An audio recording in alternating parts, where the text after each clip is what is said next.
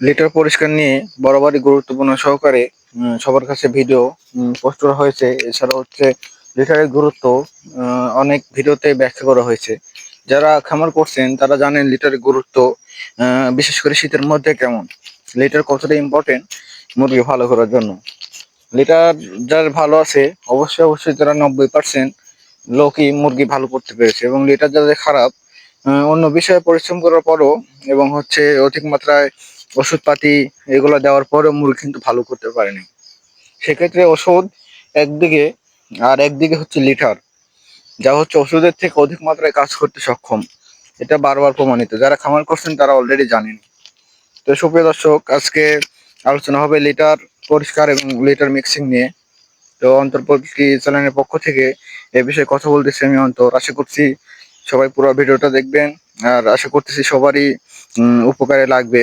তো চলুন মূল ভিডিওতে যাওয়া যাক। মূল ভিডিওতে যাওয়ার আগে একটা রিকোয়েস্ট থাকবে, যারা এখনো চ্যানেলটিকে সাবস্ক্রাইব করেননি অবশ্যই সাবস্ক্রাইব করে রাখুন, কারণ সামনে এরকম আরো অন্যান্য নানা গুরুত্বপূর্ণ বিষয়ে ভিডিও আসতে চলেছে। আশা করছি সবারই উপকারে লাগবে। তো চলুন ভিডিওতে যাওয়া যাক। আমি গত ভিডিওতে বলছিলাম যে আমি 2টা দিন বাইরে ছিলাম, তো সেক্ষেত্রে লিটার গুলো একটু খারাপ হয়ে গেছে। এরকম খারাপ আমি রাখি না।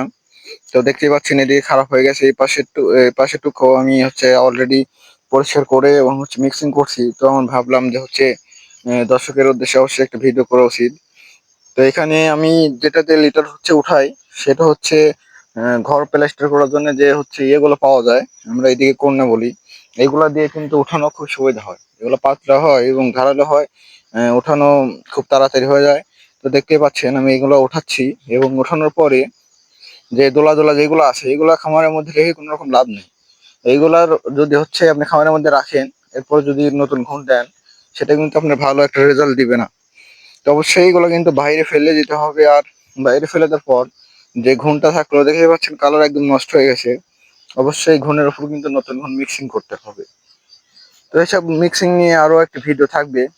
তো আজকে মূলত যেটা আপনাদের সামনে নিয়েছি, আমি আশা করতেছি যে বিষয়ে আলোচনা হচ্ছে এই বিষয়ে যদি আপনারা কাজ করেন বা হচ্ছে লিটার যদি এরকম নষ্ট না করেন, অবশ্যই কিন্তু রেজাল্ট ভালো হবে।